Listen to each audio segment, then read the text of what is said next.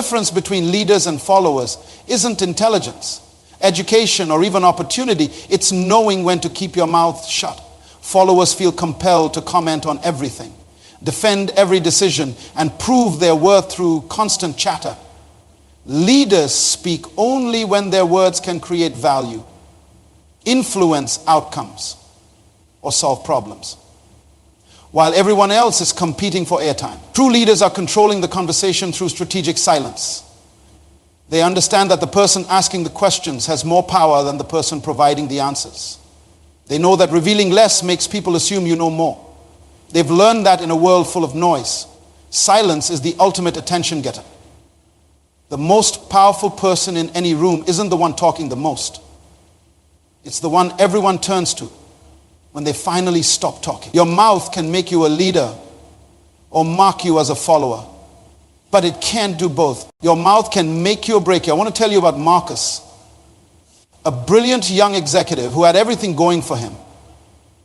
Sharp mind, excellent education, natural charisma. He was sitting across from 3 potential investors who were ready to write him a check for $1 million. The deal was practically done. All he had to do was answer their questions and sign the papers. But Marcus had one fatal flaw. He couldn't stop talking. What should have been a 30-minute meeting turned into 3 hours of Marcus explaining every detail, every backup plan, every possibility. He talked about his childhood dreams, his college experiences, his philosophy of business. The investors kept trying to steer the conversation back to the deal. But Marcus kept going. He thought he was impressing them with his knowledge and passion. By the end of that meeting, the investors had changed their minds. Not because the business plan was bad, but because they realized Marcus didn't know when to be quiet. If he couldn't control his mouth in a simple meeting, how could they trust him to lead a company? That $1 million opportunity walked out the door because Marcus never learned the power of silence. Your mouth is not just a body part. It's either your greatest asset or your most dangerous weapon. Every word that comes out of it has the power to build bridges or burn them down. Every sentence can open doors or slam them shut forever. Most people don't understand this. They think talking is free.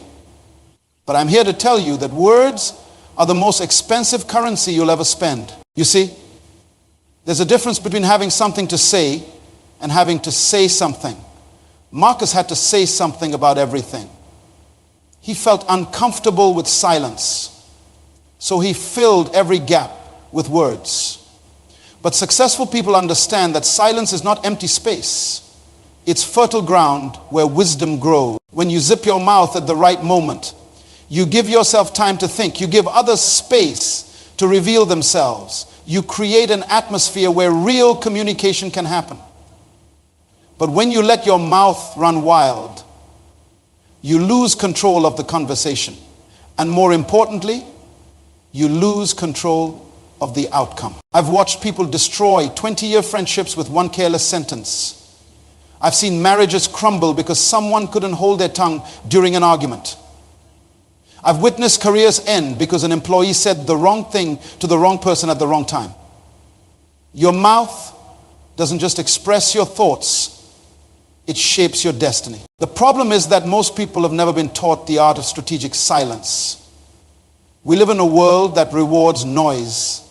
Social media has convinced us that we need to have an opinion about everything and share it immediately. We think that speaking up always shows strength. But sometimes the strongest thing you can do is stay quiet. Think about the most respected person you know. I guarantee you they're not the loudest person in the room. They don't feel the need to comment on every topic or correct every error they hear. They speak when their words add value, not just because they have vocal cords. There's a proverb that says, even a fool is considered wise when he keeps his mouth shut. That's because silence has a way of making people assume you know more than you're saying. When you're always talking, people can measure your intelligence by your words. But when you're selective with your speech, they have to guess at your wisdom. And they usually guess high. Marcus learned this lesson the hard way after losing that $1 million deal. He spent the next year observing successful people. He noticed that they asked more questions than they answered. They listened more than they spoke. They were comfortable with pauses in conversation. They didn't feel the need to fill every moment with their voice. When Marcus finally got another shot at investor funding, he did something different. He prepared 3 key points he wanted to make. And that's all he said. When the investors asked questions, he gave direct, concise answers. When they stopped talking, he didn't jump in to fill the silence. He let them think. That second meeting lasted 45 minutes. Marcus spoke for maybe 10 of those minutes total. And you know what happened? He got the funding. Not just the amount he asked for, but more than he originally requested. The investors were impressed by his self-control and clarity. Your mouth is like a faucet. It should have an on and off switch that you control. Most people have broken faucets that just keep running. They leak words everywhere, creating floods of confusion and mess. But when you learn to control the flow, you can direct your words exactly where they need to go for maximum impact. The power of silence isn't about being antisocial or unfriendly. It's about being intentional with your communication. It's about understanding that every word carries weight. And if you're going to spend that currency, you better make sure you're getting a good return on your investment. When you zip your mouth strategically, you're not hiding your thoughts. You're protecting your power. You're saving your words for moments when they can create the most value. You're building a reputation as someone whose words matter because they're rare and well chosen. The mouth that never stops talking loses its authority. But the mouth that speaks with purpose commands attention and respect. That's the difference between noise and influence, between chatter and communication, between speaking and being heard. But let me tell you what happens when you don't control your mouth. Let me tell you about Rebecca, a woman who had everything going for her until she opened her mouth one too many times. Rebecca was the regional manager for a major corporation. Smart, hardworking, respected by her team. She had been with the company for 8 years and was in line for a promotion to vice president.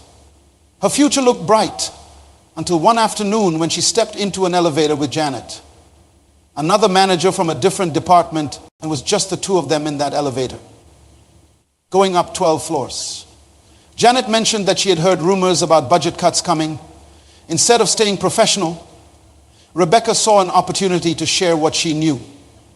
She started talking about the CEO's personal financial problems, about the argument she had overheard between 2 board members, about her suspicions that the company was hiding debt. Rebecca thought she was just having a casual conversation with a colleague. But Janet wasn't just any colleague. She was married to one of the board members. Every word Rebecca spoke in that elevator was being mentally recorded and would be repeated that very evening at Janet's dinner table within 48 hours. Rebecca was called into the CEO's office, not for her promotion, but for her termination. 8 years of excellent work destroyed by 8 minutes of loose lips. Here's what Rebecca didn't understand. Words have wings. Once they leave your mouth, you cannot control where they fly or where they land. That conversation in the elevator didn't stay in the elevator. It traveled to a dinner table, then to a boardroom, then to a legal department. Rebecca's words created ripples that became waves that eventually crashed back on her own career. Your words don't just affect you, they affect everyone they touch. When you speak carelessly about others, you're not just sharing information. You're planting seeds of doubt, suspicion, and distrust. These seeds grow in ways you never intended and create consequences you never imagined. So Rebecca's problem wasn't that she was a bad person. Her problem was that she had never learned the discipline of keeping certain thoughts to herself. She confused having information with having the right to share it. She thought because she knew something, she had permission to say it. But wisdom understands that knowledge and the right to speak are two different things. Just because you know your neighbor's business doesn't mean you should discuss it. Just because you witness something doesn't mean you should broadcast it. Just because you have an opinion doesn't mean everyone needs to hear it. Every time you open your mouth to speak about someone else's private matters, you're making a withdrawal from your reputation account. People might enjoy hearing the gossip in the moment, but they also make a mental note that you cannot be trusted with sensitive information. They realize that if you talk about others to them, you'll probably talk about them to others. Rebecca discovered this the hard way. After word got out about why she was fired, her professional network started avoiding her. Former colleagues stopped returning her calls. Other companies were hesitant to hire her because they had heard she couldn't keep confidential information confidential. Her loose lips didn't just cost her one job, they damaged her entire career trajectory. The tongue is small, but it can start big fires. One careless comment can destroy relationships that took years to build. One moment of poor judgment in your speech can create consequences that last for decades. Rebecca learned that words are like bullets. Once you fire them, you cannot take them back. And the damage they cause can be permanent. What makes this even more tragic is that Rebecca's conversation in that elevator served no purpose. It didn't solve any problems, didn't help anyone, didn't accomplish anything positive. She destroyed her career for absolutely nothing. She gave up her future for the temporary satisfaction of sharing gossip. This is the cost of undisciplined speech. When you cannot control your mouth ends up controlling your life. When you let words flow freely without wisdom, those same words will eventually flow back to drown you. But here's what I want you to understand. Rebecca's story doesn't have to be your story. You can learn from her mistakes without making them yourself. You can choose to zip your mouth when wisdom says to stay quiet. You can build a reputation as someone who can be trusted with sensitive information because you know how to keep it sensitive. The difference between success and failure often comes down to knowing when to speak and when to stay silent. Rebecca spoke when she should have stayed quiet, and it cost her everything. Now let me tell you about Thomas. A man who understood the power of keeping his mouth shut. Thomas worked as a janitor in a Fortune 500 company. Every night, he cleaned the offices while the executives went home to their families. People barely noticed him as he emptied trash cans and mopped floors. But Thomas was always listening. He heard the conversations that happened after official meetings ended. He witnessed the phone calls executives made when they thought no one was around. He saw the documents left on desks and overheard the private discussions in hallways.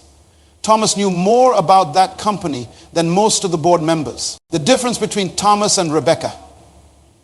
Thomas never said a word for 15 years. Thomas went about his work quietly. Executives grew comfortable around him because they knew he wasn't a threat. He became invisible in the best possible way. People forgot he was there and spoke freely around him. They trusted him with their secrets without even realizing they were sharing them. One day, the company faced a crisis. A hostile takeover was being planned, and someone was leaking information to the competitors. The CEO was desperate to find out who the spy was. Meeting after meeting was held, but they couldn't identify the source of the leak. Finally, someone suggested they asked Thomas, not because they suspected him, but because they realized he was everywhere and saw everything. When they approached Thomas, he didn't just tell them who the spy was, he told them exactly how the scheme was working, what information was being passed, and when the next meeting was scheduled. Thomas had known about the spy for months, but he had kept quiet because no one had asked him directly. His silence had earned him such trust that when he finally spoke, his words carried tremendous weight. The spy was caught, the takeover was prevented, and the company was saved. The CEO was so impressed with Thomas's loyalty and wisdom that he offered him a position in the security department. Thomas accepted and eventually became the head of corporate intelligence. The quiet janitor became one of the most trusted advisors in the company. All because he understood the discipline of strategic silence. Strategic silence isn't about being weak or passive. It's about being smart with your information. Thomas understood that information is power, but only when it's used at the right time and in the right way. He didn't waste his knowledge on gossip or small talk. He saved it for when it really mattered. When you practice strategic silence, you build a reputation as someone who can be trusted. People start sharing more with you because they know you won't repeat it carelessly. You become a safe space for others to express their thoughts and concerns. This trust becomes your greatest asset. The executives at Thomas's company felt comfortable talking around him because they knew he wouldn't judge them or expose them. His silence created an environment where people could be authentic. And in that authenticity, Thomas gained insights that chatty people never receive. Most people think they need to speak to be heard. But Thomas proved that sometimes you're heard most clearly when you say nothing at all. His 15 years of disciplined silence spoke louder than any words could have. When he finally chose to speak, people listened with complete attention because they knew his words were rare and valuable. This is what happens when you master the discipline of strategic silence. You don't become invisible. You become indispensable. You don't lose your voice. You make your voice more powerful. You don't miss opportunities, you create better ones. Thomas transformed his entire life by understanding one simple principle. The person who listens more than they speak often knows more than the person who speaks more than they listen. But how do you actually change the way you communicate? Let me tell you about Maria, a high school teacher who was struggling with classroom management. Her students were disrespectful, chaotic, and completely out of control. Maria's response was to talk more, explain more, and repeat herself constantly. The more she spoke, the less her students listened. Maria was exhausted from trying to talk over 30 teenagers every day. She would go home with a sore throat and a heavy heart, wondering if she was making any difference at all. Then one day, something changed her entire approach during a particularly rowdy class. Maria decided to stop talking completely. She stood at the front of the room in complete silence. At first, the students didn't notice. They kept chatting, laughing, and causing disruption. But gradually, one by one, they began to realize their teacher wasn't speaking. The room slowly fell silent. 30 pairs of eyes turned toward Maria, waiting to see what she would do. She stood there for a full minute without saying a word. Then, in a quiet voice, she said just one sentence. When you're ready to learn, I'm ready to teach. That moment changed everything. Maria had discovered that her silence was more powerful than all her words combined. She had learned to make her students come to her instead of chasing after their attention with constant chatter. From that day forward, Maria implemented what she called the less is more principle. Instead of giving long explanations, she gave short, clear instructions. Instead of repeating herself 5 times, she said things once and waited. Instead of talking over disruptions, she used silence to regain control. The transformation was remarkable. Her students started paying closer attention because they knew she wouldn't repeat herself. They began respecting her more because her words became precious and meaningful. The classroom became a place of learning instead of chaos. All because Maria learned to zip her mouth strategically. But Maria didn't stop there. She took this principle home and applied it to her family relationships. Instead of nagging her teenage son about his responsibilities, she stated her expectations once and then let natural consequences do the teaching. Instead of arguing with her husband about household chores, she had one calm conversation and then trusted him to follow through. The change in her family dynamics was as dramatic as the change in her classroom. People started taking Maria more seriously because she had stopped wasting her words on repetition and frustration. She had learned that when you say less, people hear more. Maria's secret was learning to pause before speaking. She gave herself 3 seconds to ask, is what I'm about to say necessary? Is it helpful? Is this the right time? If the answer to any of those questions was no, she kept her mouth closed. She also learned the power of strategic questions instead of statements.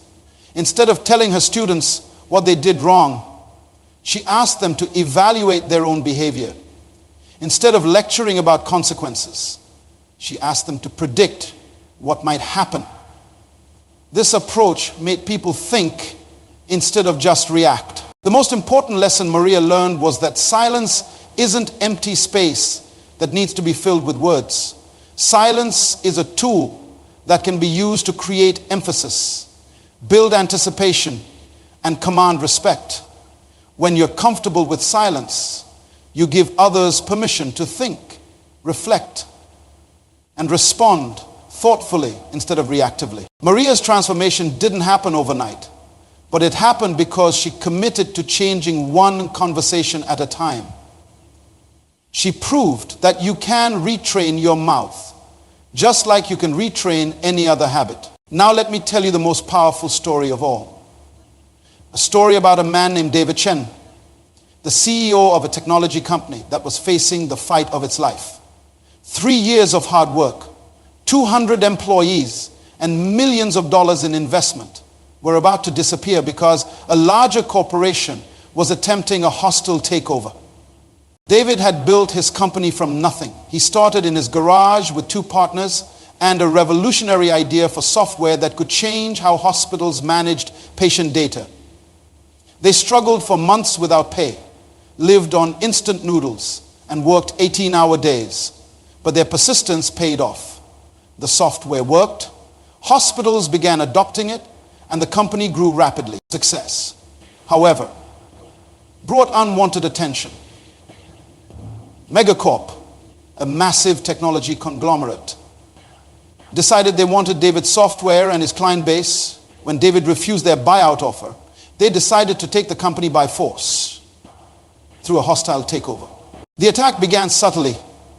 Megacorp started spreading rumors about David's company in trade publications.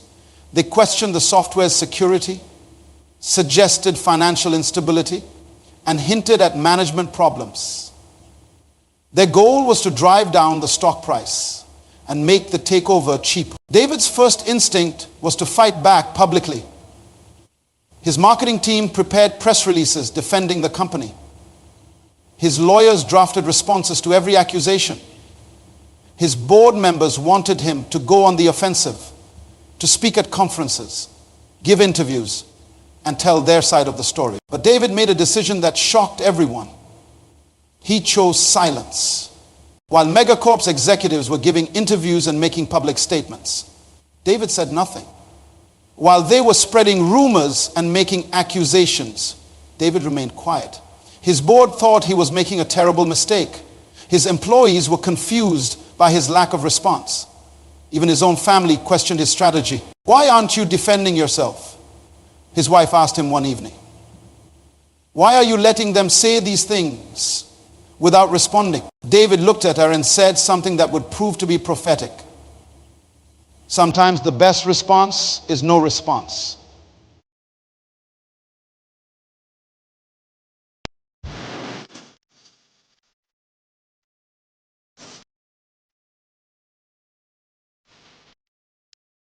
Let them talk. I'm going to let their own words expose who they really are. For 6 weeks, the attack continued. Megacorp's CEO appeared on financial news shows, spoke at industry conferences, and granted interviews to major publications. He painted David's company as unstable, unreliable, and doomed to fail. The media coverage was brutal. Stock prices dropped. Some clients began expressing concerns, but David noticed something that others missed. Every time Megacorp CEO spoke, he revealed a little more about their true intentions. In one interview, he mentioned specific internal processes at David's company that he shouldn't have known about. In another, he referenced private conversations that had supposedly taken place in David's boardroom.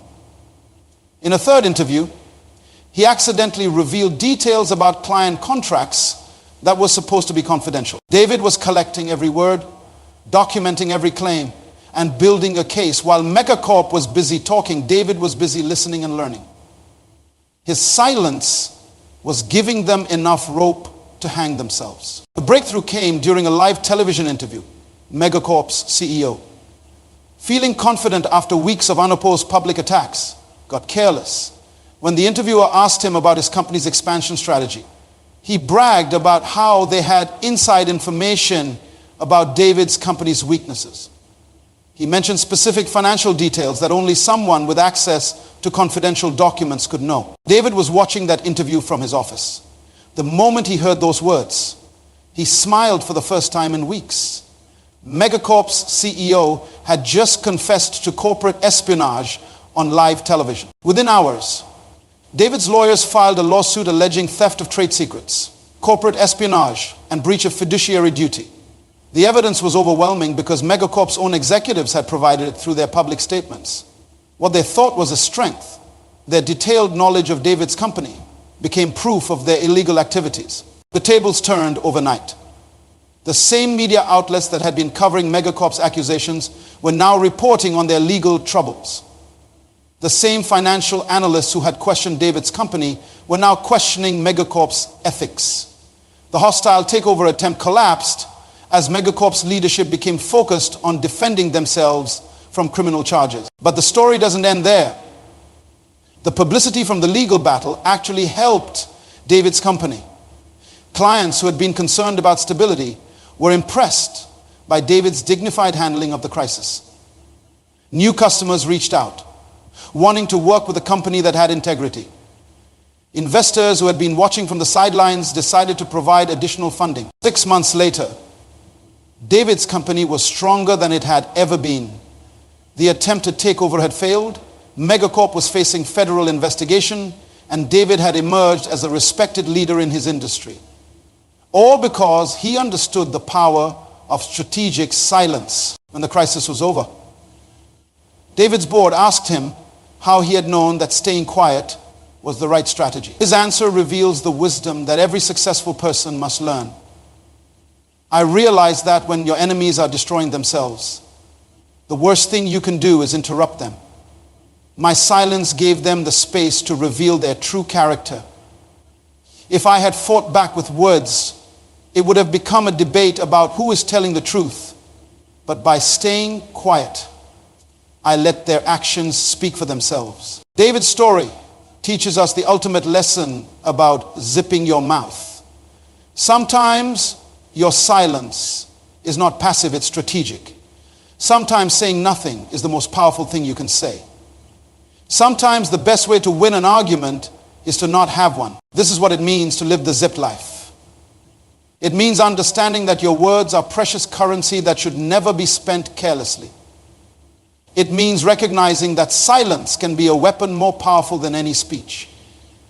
It means having the discipline to let others reveal themselves while you remain in control. Starting today, I challenge you to practice the art of strategic silence for the next 7 days before you speak in any important conversation.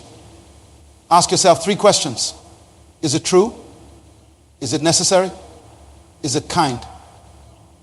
If you can't answer yes to all 3, zip your mouth. Watch what happens when you stop filling every silence with words.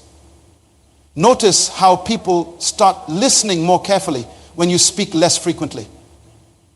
Observe how your relationships change when you become known as someone who thinks before they talk. Your mouth has the power to create your future or destroy it. The choice is yours. But remember, the most successful people in the world are not the ones who talk the most. They are the ones who know when to zip their mouth and let their wisdom speak through their silence. The power is in your hands. More importantly, it's in your choice to keep your mouth closed when wisdom says to stay quiet. But you're trying to shrink to match your past. And let me be clear, you can't enter your next season wearing yesterday's mindset. I've seen it again and again. People praying for God to elevate them while still holding on to the insecurities, habits, and fears that defined who they used to be. They want resurrection without crucifixion. They want promotion without preparation. But here's the truth. God doesn't call us to comfort. He calls us to transformation. And transformation will always require us to shed something. Sometimes it's the fear of failure. Sometimes it's the comfort of routine. Sometimes it's the people who keep reminding us of who we were instead of speaking life into who we're becoming. There was a time in my life when I was stuck, not because God wasn't moving, but because I refused to move with him. I kept showing up as the outdated version of myself, crippled by fear, paralyzed by perfectionism, chained by opinions. I was praying for new doors, but mentally living in old rooms. And that's where I found myself battling internally, knowing there was more, but too afraid to become more. But here's what I learned. God will never pour fresh oil into an old vessel. Something has to break. Something has to be released. Now the word of God says in Corinthians chapter 5 verse 17, therefore if anyone is in Christ, the new creation has come. The old has gone, the new is here. It doesn't say the old will go when you feel ready. It doesn't say the new will come when it's convenient. It declares boldly and firmly that the moment you are in Christ, the old is over. The old habits, the old mindset, the old pain, the old narrative. That means God sees you as new, even if you still feel familiar. And the journey of growth is choosing to walk in who God says you are, even when it's uncomfortable. The problem is too many of us are emotionally attached to the outdated version of ourselves. We find identity in the struggle we were supposed to outgrow. We wear labels God never gave us. And we defend patterns that destroy our potential. But here's the wake-up call. You can't heal in the same environment that hurt you. You can't soar while clutching the ground. And you cannot step into divine purpose if you keep negotiating with your past. Let me be honest with you. Outgrowing the old version of you is painful. It means waking up to hard truths. It means walking away from what is familiar. It means learning to live without applause. But it's necessary. Because the version of you that's called to impact nations, to lead in your generation, to glorify God boldly, cannot be built on the blueprint of fear, shame, or self-doubt. Eventually you have to look yourself in the mirror and say, I've stayed here long enough. Long enough in insecurity, long enough in procrastination, long enough in spiritual laziness, long enough in cycles that drain your joy. And then, with God's help, you force yourself to evolve. Not because you feel ready, but because He already made you new.